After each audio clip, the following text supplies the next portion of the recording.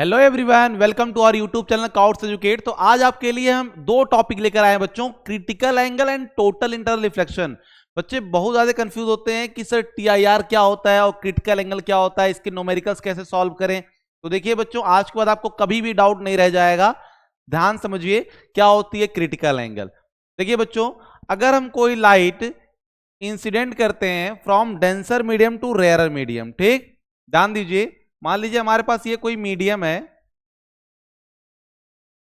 ये कोई मीडियम है, ये डेंसर मीडियम है, ठीक है।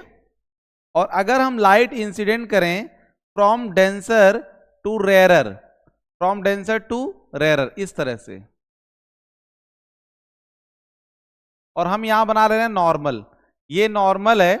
तो लाइट जब हमारा डेंसर टू रेयरर जाएगा, ये बाहर हमारा मीडियम रेयरर मीडियम है और ये हमारा डेंसर मीडियम है, तो क्या होगा बच्चों, अगर ये हमारा जो इंसिडेंट एंगल है, ये इंसिडेंट एंगल, ये हमारा आई जो है वो लेस देन सी है, लेस देन सी है, तो क्या होगा बच्चों, ये रिफ्रैक्ट कर जाएगा और इसको जाना चाहिए था सीधे, लेकिन वो ऐसे अवे फ्रॉम द नॉर्मल चला जाएगा। इधर चला जाएगा बच्चों, अवे फ्रॉम द नॉर्मल, ठीक है। और कुछ पोर्शन क्या होते हैं, रिफ्लेक्ट हो जाते हैं, लेकिन बहुत कम पोर्शन रिफ्लेक्ट होते हैं, बाकी मैक्सिमम पोर्शन क्या होंगे, रिफ्रैक्ट हो जाएंगे, क्योंकि ये हमारा ट्रांसपेरेंट मीडियम है, ठीक है। ओके, तो यहां पे आई जो होगा बच्चों आर से कम होगा, आई जो होगा आर से, आई जो होगा यहां पे I is less than are, ठीक। लेकिन अगर यही एंगल हम बढ़ा दें और ये इंसिडेंट एंगल हम बढ़ा करके इतना कर दें कि वो क्रिटिकल एंगल के बराबर हो जाए, तो उस पर क्या होता है बच्चों, ध्यान दीजिए। अगर हम ये लाइट इंसिडेंट करें at an angle, incident angle critical angle, तो क्या होगा, ये यहां पे रिफ्रैक्ट होगा तो, लेकिन ये इंटरफेस से पास करेगा। कहां से पास करेगा बच्चों, इंटरफेस से पास करेगा, यहां से, इस जगह से। यानी ये जो एंगल हमारा होता है बच्चों, ये हमारा 90 डिग्री हो जाता है, यानी रिफ्रैक्टेड एंगल जो होगा वो हमारा 90 डिग्री होगा at a particular incident angle C, at a particular incident angle C. Refracted angle कितना हो जाएगा, 90 डिग्री। तो इसी एंगल को, इसी इंसिडेंट एंगल को हम बोलते हैं क्रिटिकल एंगल, ठीक है। तो what is critical angle, critical angle का अगर आप डेफिनेशन लिखोगे तो क्या लिखोगे, क्रिटिकल एंगल का डेफिनेशन ये है, it is the incident angle, it is a particular incident angle, it is the particular incident angle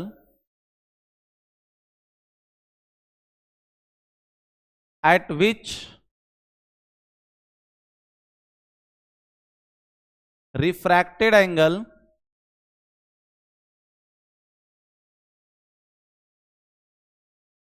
become 90 degree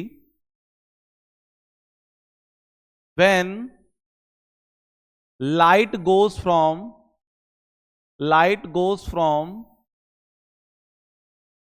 denser medium to rarer medium, ठीक है। जब बच्चों लाइट डेंसर से रेयरर में जाए, ठीक है, तो किसी पर्टिकुलर इंसिडेंट एंगल पे ये रिफ्रैक्टेड एंगल जो होगा ना, ये 90 हो जाता है, क्योंकि आपको पता है कि लाइट जब डेंसर से रेयरर में जाती है तो क्या होता है, light away from the normal जाती है, ठीक है। तो अवे फ्रॉम द नॉर्मल जाती है, तो ऑब्वियस सी बात है आई जो होगा वो आर से कम होगा। तो आई अगर हम बढ़ाते जाएं बढ़ाते जाएं बढ़ाते जाएं तो आर की वैल्यू बढ़ती जाएगी, और एक समय ऐसा आएगा जब आर 90 हो जाएगा, तो जिस इंसिडेंट एंगल पे आर 90 होता है उसी को हम बोलते हैं क्रिटिकल एंगल, ठीक है। तो ये हमारा बच्चों क्रिटिकल एंगल है, ये जिस पर हमारा आर क्या हो जा रहा है, 90 डिग्री हो जा रहा है, ठीक है। तो ऐसे केस में मान लीजिए कि ये हमारा ये ग्लास है बच्चों और बाहर हमारा एयर है, तो मतलब ग्लास हमने यहाँ पे इसलिए लिया क्योंकि एयर के रिस्पेक्ट में ग्लास डेंसर होता है, ठीक है। तो हम इसलिए ग्लास यहाँ पे ले लिए, मतलब ये डेंसर मीडियम है, ठीक है। तो आप लोगों को पता है बच्चों, sine I upon sine R जो होता है, यानी स्नेल्स लॉ, ठीक है, वो हमारा होता है बच्चों N2 upon N1, N2 upon N1 मतलब refractive index of second medium with respect to first medium, ठीक है। तो N2 अपॉन N1 क्या होगा यहाँ पे, Na अपॉन Ng हो जाएगा, ठीक है, Na अपॉन Ng, क्योंकि सेकेंड मीडियम यहाँ पे क्या है बच्चों, एयर है, क्योंकि ये ग्लास से जा रहा है एयर में, ठीक, तो सेकेंड मीडियम क्या हो जाएगा, एयर, ठीक, ग्लास हो जाएगा फर्स्ट मीडियम, ठीक। और साइन आई हमारा यहाँ पे हो गया बच्चों, आई हो जाएगा C, और साइन R क्या हो जाएगा, साइन 90 हो जाएगा, और ये किसके बराबर हो जाएगा, Na अपॉन Ng के बराबर हो जाएगा, ठीक। साइन C इक्वल टू, अगर हम देखा जाए बच्चों, साइन C अपॉन साइन 90 हमारा 1 हो जाएगा, is equal to Na upon Ng। तो Na अपॉन Ng को हम शॉर्ट में लिख सकते हैं बच्चों, क्या लिख सकते हैं,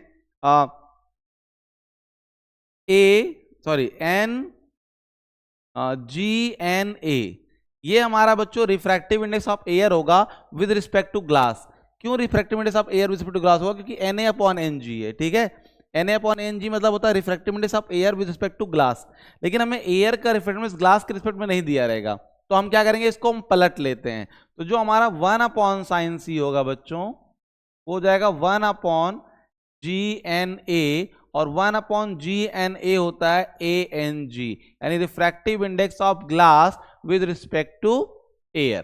तो ये होता है relation between critical angle and refractive index, यानी ANG जो होता है बच्चों, ANG वो होता है 1 अपॉन साइन C, ठीक। तो जिसका रिफ्रैक्टिव इंडेक्स ज्यादा होगा बच्चों, उसका क्रिटिकल एंगल क्या होगा, कम होगा, यानी जिसका रिफ्रैक्टिव इंडेक्स ज्यादा, उसका क्रिटिकल एंगल कम हो जाएगा, ठीक है, ओके। तो ये बात आपको याद रखना है कि रिफ्रैक्टिव इंडेक्स जिसका ज्यादा होगा, उसका क्रिटिकल एंगल क्या होगा, कम होगा।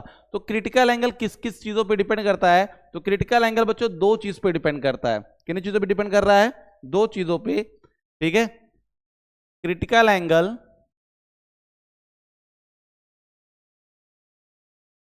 डिपेंड्स ऑन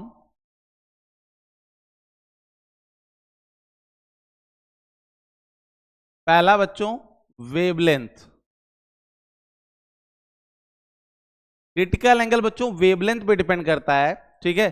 तो जब हम वेवलेंथ बढ़ाते हैं बच्चों, तो याद रखिएगा स्पीड बढ़ती है, और स्पीड बढ़ती है इसका मतलब रिफ्रैक्टिव इंडेक्स कम होता है, रिफ्रैक्टिव इंडेक्स क्या होगा, कम, और जब रिफ्रैक्टिव इंडेक्स बच्चों कम होगा, तो फिर क्रिटिकल एंगल क्या हो जाएगी, बढ़ जाएगी, क्रिटिकल एंगल क्या हो जाएगी बच्चों, बढ़ जाएगी, क्योंकि आपको भी बताया ना, रिफ्रैक्टिव इंडेक्स जो होती है 1 अपॉन साइन C होता है, यानी जिसका रिफ्रैक्टिव इंडेक्स ज्यादा है उसका क्रिटिकल एंगल कम, ठीक है। तो जिसका क्रिटिकल एंगल कम, उसका रिफ्रैक्टिव इंडेक्स, उसका जिसका रिफ्रैक्टिव इंडेक्स कम, उसका क्रिटिकल एंगल क्या होगा, ज्यादा हो जाएगा। तो इसका मतलब कि जिसका लैम्डा ज्यादा, उसका क्रिटिकल एंगल भी ज्यादा, ठीक है। तो क्रिटिकल एंगल किसका ज्यादा होगा, जिसका वेवलेंथ ज्यादा होगा, यानी रेड कलर के लिए क्रिटिकल एंगल जो होगा बच्चों वो ज्यादा होगा, और वायलेट के लिए क्रिटिकल एंगल क्या होगा, कम होगा, क्योंकि रेड का वेवलेंथ जो होता है वायलेट से ज्यादा होता है, तो critical angle for red is greater than critical angle for violet, ठीक है। तो ये बात आप याद रखेंगे कि जिसका वेवलेंथ ज्यादा, उसका क्रिटिकल एंगल भी ज्यादा, ठीक है। दूसरा बच्चों डिपेंड करता है टेम्परेचर पर। तो जब हम टेम्परेचर बढ़ाते हैं बच्चों, तो रिफ्रैक्टिव इंडेक्स कम होता है, जब रिफ्रैक्टिव इंडेक्स कम होगा तो क्रिटिकल एंगल बढ़ जाएगा, यानी टेम्परेचर बढ़ाने पे भी बच्चों क्रिटिकल एंगल बढ़ता है, ठीक है। तो ये बात आप याद रखेंगे, क्रिटिकल एंगल दो फैक्टर पे डिपेंड करता है, ठीक है। तो क्या होती है क्रिटिकल एंगल, आपको समझ में आ गया होगा, ओके। अब आगे बढ़ते हैं बच्चों, अगर हम यही इंसिडेंट एंगल और बढ़ा दें, ध्यान दीजिए, जैसे हमने मान लो ये हमारा नॉर्मल है, अगर हमने एक रे इंसिडेंट किया इस तरह से, तो ये हमारा आई है, और इस पे हमारा रिफ्रैक्शन हो जा रहा है, थोड़ा सा हम आई की वैल्यू और बढ़ा दें, थोड़ा सा आई की वैल्यू अगर हम और बढ़ा दें, ये हमारा आई अगर हो जाए, तो ऐसे में क्या हो गया, मान लो ये हो गया, क्या हो गया, ये वाला जो एंगल है ये हमारा क्रिटिकल एंगल है, और ये हमारा आई था, ठीक। अब अगर मैं इंसिडेंट एंगल को और बढ़ा दूं, अगर इंसिडेंट एंगल को और बढ़ा दूं बच्चों, तो क्या होगा, इंसिडेंट एंगल अगर हम और बढ़ाएंगे, तो उसके बाद वो रिफ्रैक्शन ना हो करके रिफ्लेक्शन हो जाता है, ठीक है। तो ये हमारा जो एंगल होता है, ये एंगल ये ग्रेटर देन सी होना चाहिए, क्या होना चाहिए बच्चों, ग्रेटर देन सी। तो if I is greater than C, if incident angle is greater than critical angle, so instead of refraction reflection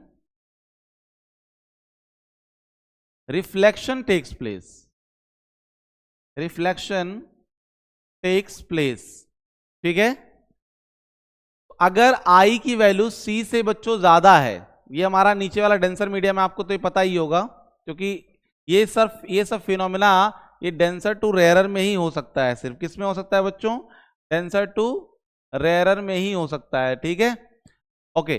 तो अगर I की वैल्यू क्रिटिकल एंगल से भी ज्यादा हो जाए तो रिफ्रैक्शन के बजाय रिफ्लेक्शन हो जाती है। इसी को हम बोलते हैं टोटल इंटरनल रिफ्लेक्शन। ठीक है, तो टोटल इंटरनल रिफ्लेक्शन में दो केस कंडीशन होनी चाहिए। कंडीशन नंबर वन, सबसे पहला कंडीशन क्या होना चाहिए बच्चों? I must be greater than C। और दूसरा कंडीशन होना चाहिए light goes from denser to rarer medium. तो लाइट अगर डेंसर से रेयरर जाए और I की वैल्यू C से ज्यादा होगा तो क्या होगा? हमारा रिफ्लेक्शन के बजाय रिफ्रैक्शन के बजाय रिफ्लेक्शन होने लगेगा। ठीक है, अच्छा, अब ये वाला रिफ्लेक्शन और मिरर के रिफ्लेक्शन में क्या अंतर होता है? तो ध्यान दीजिए बच्चों, अगर हम मिरर पे कोई रे इंसिडेंट करते हैं, जैसे ये हमारा मिरर है, इस पे जब कोई रे इंसिडेंट करते हैं तो अगर मान लो हमने 100% इंसिडेंट किया तो ये जो सरफेस है ये कुछ एब्जॉर्ब कर लेता है और रिफ्लेक्ट कुछ ही परसेंट करता है, मतलब 80% 70% इस तरह से करता है, मतलब कुछ पोर्शन ये एब्जॉर्ब कर लेता है।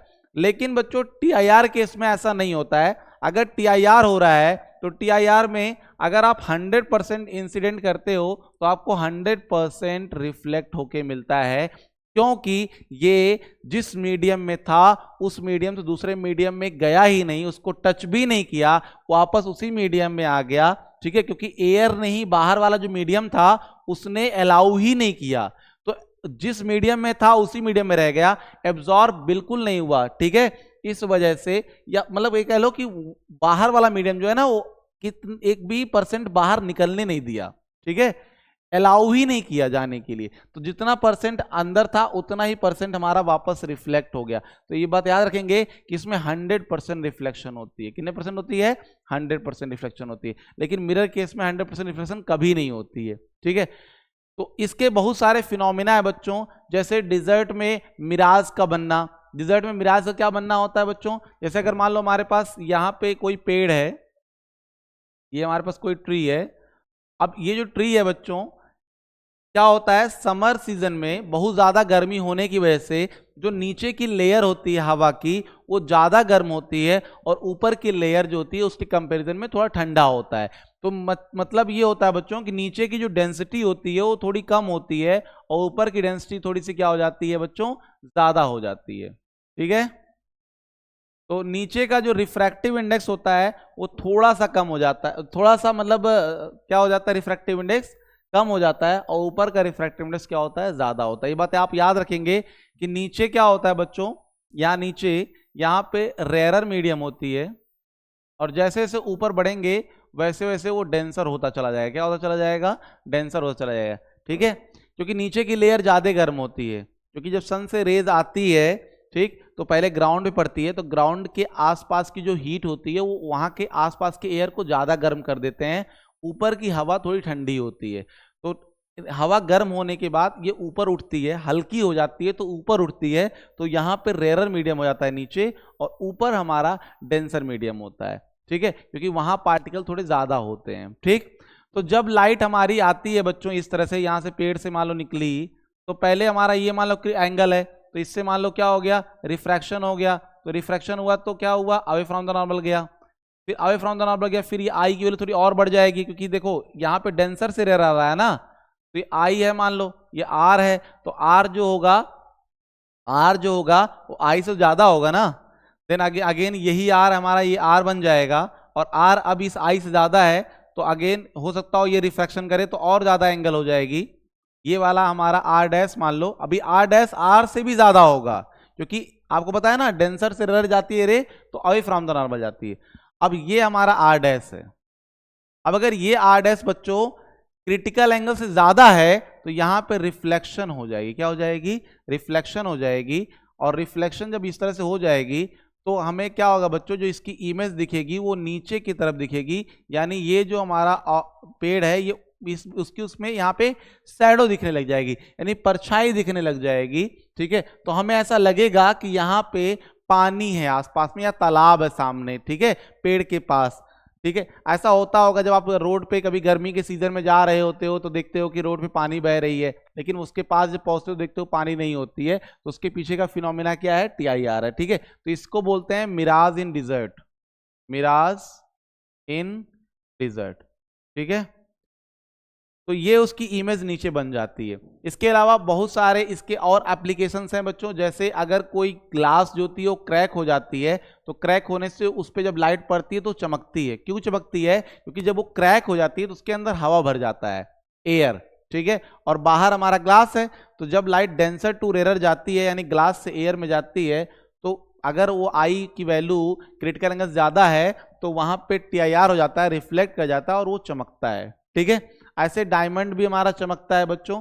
और इसके अलावा ऑप्टिकल फाइबर, आपको ऑप्टिकल फाइबर भी याद रखना है। ऑप्टिकल फाइबर में बच्चों दो तरह के मटेरियल होते हैं, एक अंदर यहां होता है कोर और ये होता है क्लैडिंग।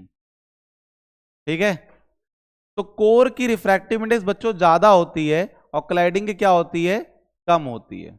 तो ये हमारा डेंसर होता है और ये हमारा क्या होता है, रेयर होता है। तो जब लाइट इस पे पड़ती है डेंसर टू रेयर, यहाँ पे अगर IC से ज्यादा पड़ेगी बच्चों तो ये TIR हो जाएगा और ये मल्टीपल रिफ्लेक्शन होते हुए आगे निकलती है और बिल्कुल एनर्जी का वेस्ट नहीं करती है, एनर्जी का लॉस नहीं करती है। ये हमारे टेलीफोन के वायर में होता है। ठीक है, तो हम जब यहाँ से बोलते हैं तो वो पहले तो लाइट को यहाँ पे जो हमने साउंड बोला है उसको इलेक्ट्रिकल सिग्नल में कन्वर्ट करता है, और इलेक्ट्रिकल सिग्नल की स्पीड बहुत हाई होती है, तो वो आगे बहुत कम सेकेंड के अंदर आगे ट्रांसमिट हो जाती है। ठीक है, तो आई होप आपको ये वीडियो अच्छा लगा होगा। Thank you and have a nice day.